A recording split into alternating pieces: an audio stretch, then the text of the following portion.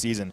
All right, it's time for our focus group of the day, brought to you by DirecTV. And today, because we have Shawn, a former linebacker here, we are going to break down the Chiefs linebacker core. And Shawn, this is an interesting group. We have some veterans, some youth in this group, but versatility really is what defines these guys, I think. And it all begins with Anthony Hitchens, the quarterback of this linebacking core. Led this team in tackles last year. I thought he looked a lot more comfortable last season. It was his first year in Steve Spagnuolo's scheme. Looked a lot more comfortable, wasn't thinking too much, just reacting. And now his second year in Steve's scheme. I'm looking forward to seeing what he can do. Yeah, definitely taking it to the next level. Anthony Hitchens is a downhill attacking style linebacker.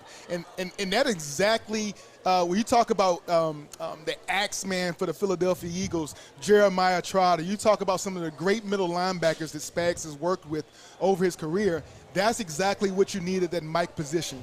A C-gap to C-gap, downhill. He cuts the angles out, but he's an intense, intimidating force between tackle to tackle. And Anthony Hitchens does a great job. He knows the entire defense. He's able to make the adjustments needed on the front.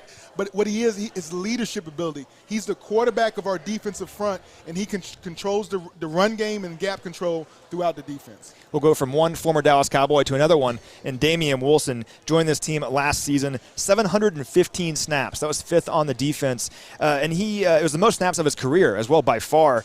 Second on this team in tackles, really physical player, can play really anywhere in that linebacking core for you. What do you like about Damien Wilson going into year two? Man, Damien Wilson, like a jack of all trades, the one thing he brings is he is so productive. Every snap, he's getting a pressure, a hand on the ball. I still remember every time I think about Damien Wilson, the one thing I think about is when he stripped Lamar Jackson. That was a play-turning event in that game, but it was something that not every player can do. Not every player knows how to and when to go for the ball versus securing the tackle, and he does that at a high level. Great hands, can get his hands on the ball, but he has a playmaker's mentality, and he makes something happen with every play he has a chance to be on that field. Going down the list here, Ben Niemann. Talk about a diamond in the rough for Brett Veach and this front office staff. UDFA a few years ago. Now he's a starter on this team. And just a really great camp for Ben Niemann. I think his best camp so far as a pro.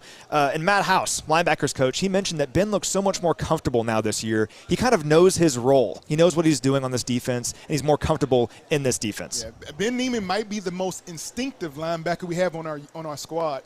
And the instinct is being comfortable, being able to know what Hitchens is thinking. Both of those Iowa Hawkeye, they both come from Iowa University, so they have that little Hawkeye instinct, I think, in common. But what they do together on that field, they have each other's back.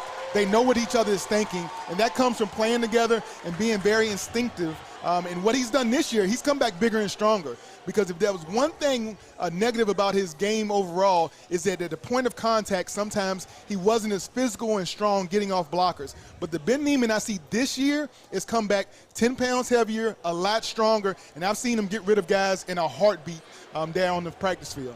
Speaking of big and strong, how about rookie linebacker Willie Gay Jr., a guy a lot of people are very excited about, myself included. Really physical player, but he also had the top coverage grade of any player in the draft, according to Pro Football Focus. And, man, one thing I know about is coverage. That was something I kind of tipped my hat and hung my hat on my entire career as being a cover linebacker. Willie Gay Jr. does something that most guys don't.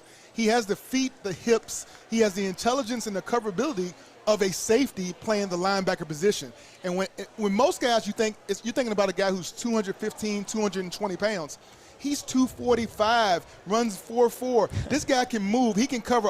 He goes sideline to sideline, vertical seam against the tight end. There's no tight end or running back in the league that's going to create separation against Willie Gay Jr. So a young linebacker coming into the NFL, especially a guy with high expectations like Willie, what's some advice you would give to him as a young player just coming into the league trying to make his mark? All I can do is look back at myself. When I came out of the University of Richmond back in 2 decades ago, in 1998, the one thing I made sure is I did not want my lack of knowledge about our defense, our checks, our balances, our adjustments to be a reason to get me off the field. So I was obsessed in learning the plays, learning the coverage, knowing where I belonged in the defense, knowing my calls, not waiting on anybody else to tell me what my adjustments was. And so if there's anything I can tell this young man, challenge yourself off the field to be just as good mentally at your position as that he is physically on the field. The guys that round out this group, Dorian O'Daniel, Darius Harris, and Omari Cobb, some young, really athletic players. O'Daniel, of course, is a former third-round draft pick, and Harris and Cobb are just now showing this front office what they can do on the field. We'll go back to Mitch Holthus here in a moment. He will be talking to Chiefs Chairman and CEO Clark Hunt. But, Shawn, before we do that, this linebacking core, as they're kind of developing and improving here in this Chiefs defense, this defense was so good last season.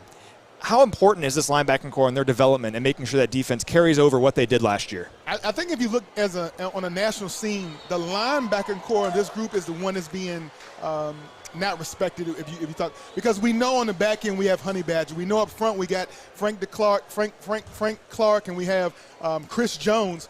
But it's the middle of this defense that everybody is thinking that's where we want to attack. And so you got to have a little chip on your shoulder. You got something in you that when somebody wants to challenge your position group, you got to have each other's back, and you got to be ready to just attack every down like it's your last, because you just never know. The NFL is not for long, but this linebacker crew definitely has to be put in a position where they put the weight on their back, they bear the cross, because this defense definitely has the ability on all three levels to rise to a top defense in the NFL. I think you could still play, man. I think you could do it. You look pretty good. All right, let's toss it back to Mitch Holthus. He is talking to Chiefs Chairman and CEO Clark Hunt.